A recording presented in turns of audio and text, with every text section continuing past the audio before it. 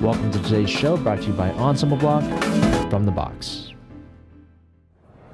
Hi, welcome everyone. We're here at TMEA 2023. My name is Huei-Yuan Pan, and I'm here with the one and only Professor Brian Zator, otherwise known as Marimbaminute. There we go. Yeah. Here we are. Yeah. Thank you so much for having me, and so excited to see you guys here at TMEA for the first time. Yeah, it's our first and one. oh my gosh, and you guys are just doing such great work, and man, it's so good to see you and your whole team here. Thank you. Well, I have to start by saying thank you to Brian for being just such a source of encouragement and positive energy and advice along the way as we've been preparing and all of the work that we've been doing previous to coming into TMEA. So just thanks again. Thank you. And I should also say that through the clinics that I've been to, the other percussionists, but also just musician colleagues here, Brian is one of those guys that all you hear is good things and oh, he did this for me and he did this for me. And so I just want to add my name to that list of things that Brian has generously donated his energy and time to. So thank you, Brian. Thank you. I really appreciate that. So I love coming to TMEA because I get inspired by the kids, by the directors, and I want to help. I want to serve, and in any way that I can do that to help, especially the students, to help their experience, and then help directors to gain even a better understanding of how they can motivate and inspire their kids too. So that brings me joy. Yes. So that's one of my whys when I'm doing. So yep, thank you. Yeah. Thank you.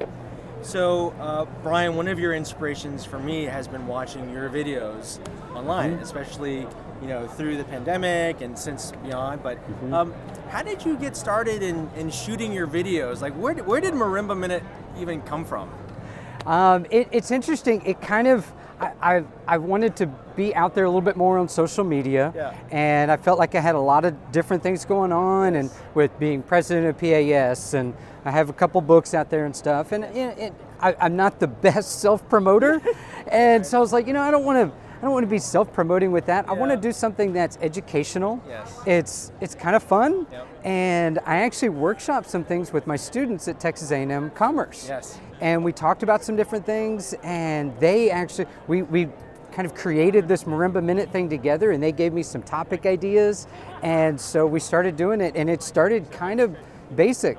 And I was like, hello, my name is Brian Zator. Welcome to Marimbaminute. Oh my gosh, I've looked at some of those old ones. They were not very good.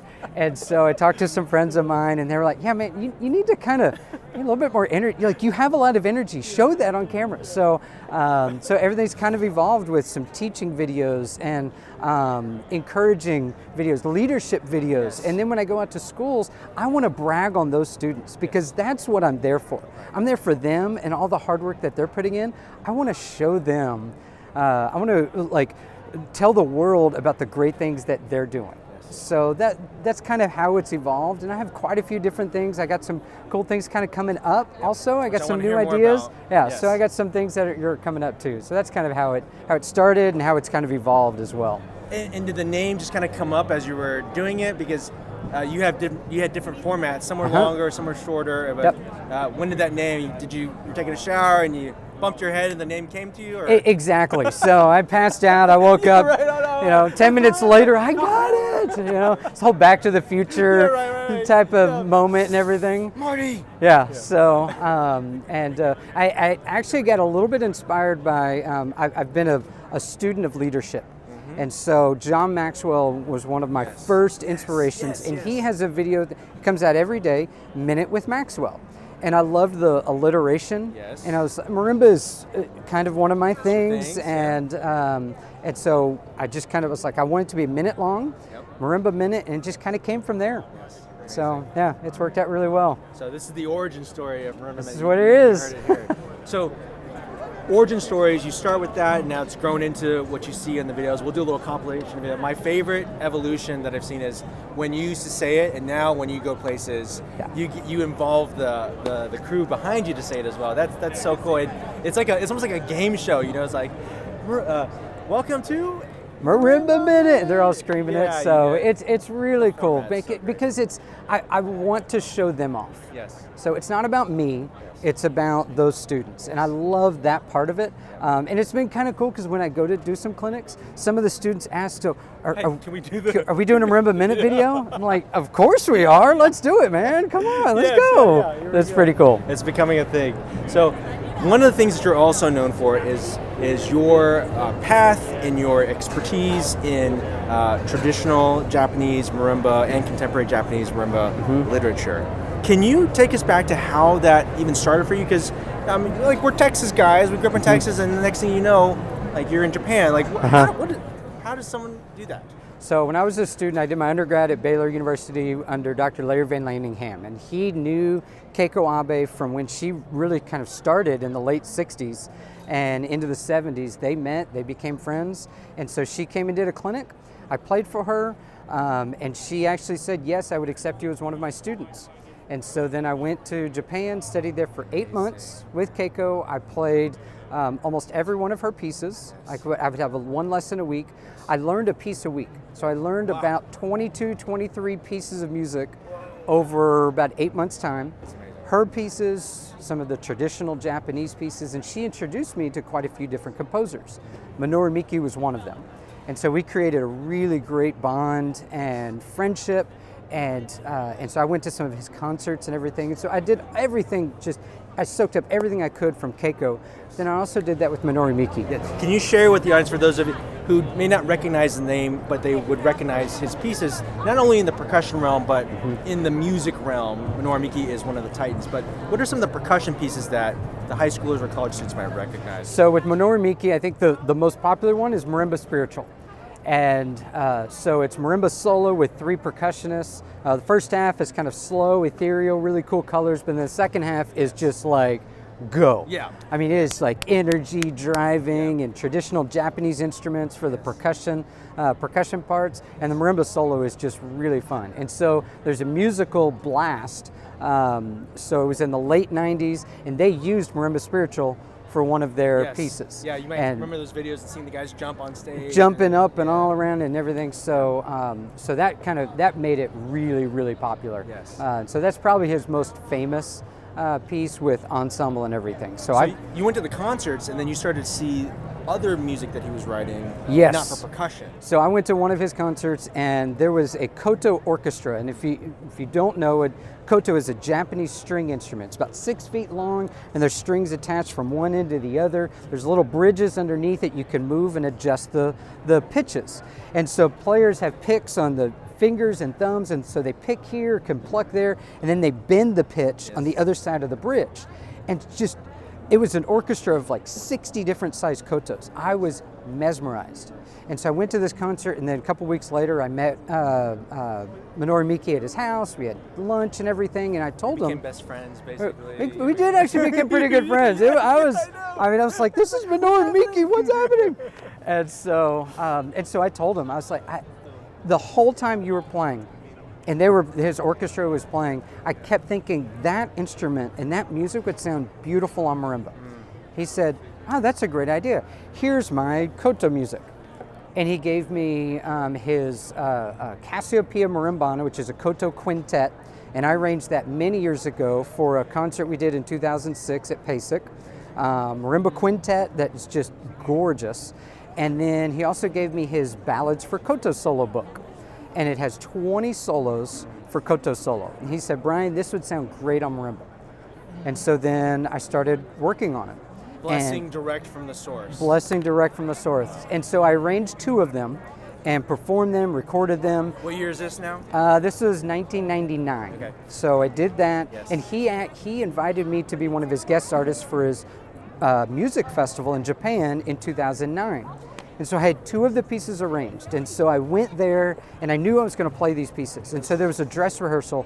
It was one of the most nerve-wracking times. Sure. Minoru Miki is sitting on row 2. Sure. One of the most famous koto players in all of Japan is sitting on row 3. Yes. And I'm playing these, like she's premiered these pieces and performed them all over the world. Yes. And I'm playing the marimba arrangements. And he comes up and he says, Brian, that was beautiful. And I can't wait to hear more of what you can do with these pieces. like made my oh yeah, I was like shaking trying to play and everything. I was like, but it went really well, and he said that was just, it was wonderful. And so yeah. So that project started late 90s, and now we're in 2023 now, and there's some really exciting developments that maybe you could tell us a little bit about on the next evolution, because those pieces sat there, or your first 2 arrangements you had for that many years. What's happened since? So I've always wanted to explore the other 20 pieces, and so, or the other 18, I guess. Yes. And so this past spring in 2022, I was like, I'm just going to do it. And I'm going to take this summer, I'm going to figure it out. And so then I listened to all of them, and I played around with them on marimba. Some of them were working, some of them didn't. So then I picked the other 8. So, and these are the 8, like this is done. There's not going to be a volume 2. The others just don't work really well in marimba, but these are beautiful pieces. And so I arranged all the other 8 of them, hired a guy to put them into finales, sibelius, to engrave them. Yes. And then I hired one of my great friends, amazing graphic designer, Adrian Valderrama, or Adrian Bond, and she designed the cover art and the layout. And so it looks now, so good, by the way. I've only seen photos of it online, and I don't know if there's a hard copy. There will be later this year. But the digital copy, just the cover itself is just like... she did such a good job with it. You've got the koto, you've got the mood is exactly right. Yeah. I mean, it's just so these 10 pieces now, and the 2 that I arranged earlier, those are part of this collection. And so I have the collection, and some of them are 2 pages. Yes. More of like an intermediate level, maybe almost kind of beginner intermediate. Yes. And then some of them get a little bit harder, and there's pitch bends in the piece. There's these glisses, and so you can't pitch bend on a marimba. Right. And so I've actually worked on it, like there's rolls, and then I decrescendo the roll. If it's going pitch up, it's going to sound weird, but it's like burn. But you can't do that on marimba. Right. So I do a roll, and then soft grace notes up, half sharp into a step, so you kind of barely hear the end of the roll. And it's kind of a tapered out, but then you actually kind of hear that pitch bend. Yeah, and I do some things with that, and some grace notes, some softer grace notes or louder grace notes, depending on which way the bend is. And so, and I have the notes in there, but it's just, they're very unique from just your normal, typical permutation kind of marimba solo. Groove bass, so, and they're all different. They're all different. Each one has its own character, and there's a different title that describes kind of the character of that piece. So every one of them I love. Yes. I love every single one of them. So. Well, I did not know of his collection of koto solo pieces until I saw and heard your recordings of Young Sprout. Yep. And like you said, it just was a beautiful and almost like natural transition from koto to marimba, and you play them so beautifully too. Thank you. It's sometimes one of the critiques as a percussionist that I would say for marimba music is it's not always the most listenable for people who are not percussionists. And this collection, and at least the first piece that I've heard with Young Sprout, it's gratifying and educational for the player to play. It's easy to listen to, and anyone that even is not a percussionist will be like, oh, those are beautiful. Is it the same for these next 8? 100%. And I think that's one of the things. Minoru Miki isn't a percussionist. And there's some amazing music written by percussionists and marimbas that are out there. But I also love music that's not written by a percussionist, because he was one of the most famous and prolific Japanese composers ever. Yes. I mean, he wrote over 200 pieces. Right. He actually had 8 full-length operas tracing the history of Japan. Oh, that's amazing. So, like, prolific, just literally prolific. Prolific, yes. And so, so I think when I hear that type of music and that passion and that connection, like, he is just true to every single piece. And I've tried to carry that into marimba, and it's just, I want the music to speak for itself. I want to get out of the way, and I want his music to speak, because it's so beautiful, and really, as a technician, it fits so well on the marimba too. Yeah. You don't have to like work at it. Yeah. It lays well, it sounds well. Audiences, whether percussion or non-percussion, it just works. Yeah, that's amazing. So the process has been, you build the project, first you have to workshop it, you figure it out, you get it engraved, you've got the digital copy of it. Where can we find this? Because one thing that I've done over the past year and a half, especially with the world shutting down, I went through this phase where, hey, let's find the new material, because we always have, one thing that happens is you teach longer and longer. We have the books and the pieces that we use to sequence for this. And I personally went through this journey of, like, what's the new stuff? What's going to be the Yellow After the Rain 40 years from now? What's the new music? And this is an interesting combination of not old music, but contemporary music that's been there, but it's fresh for the percussionists to use now. Right. And so I can't wait to dig into this book. But like, how do we get our hands on a copy of it? So my agreement with the Miki family was that I was not able to send it to a publisher. And so, and I was like, that's totally fine. So I actually started my own publishing company. Yes. It's called Zamiki Publishing. Yes, and the story behind that name? Zator and Miki put together, Zamiki. So that's the publishing company. It's actually the title of my solo marimba CD as well. Yeah. Which the two koto solos, they're the first two tracks on that CD. Yes. And so you Spotify, Apple We'll link it down Music. below. Yeah. And Yeah. so, but they told me, like, if you want to publish it yourself. So I do a self-publishing, and so you can find it on brianzator.com. Yes. And so my website, and there's a link on there. And, Which we'll also link down below. When I first talked to Brian, I told him that when I first saw Zamiki Music, I was like, oh man, this is published by Zamiki Music, okay.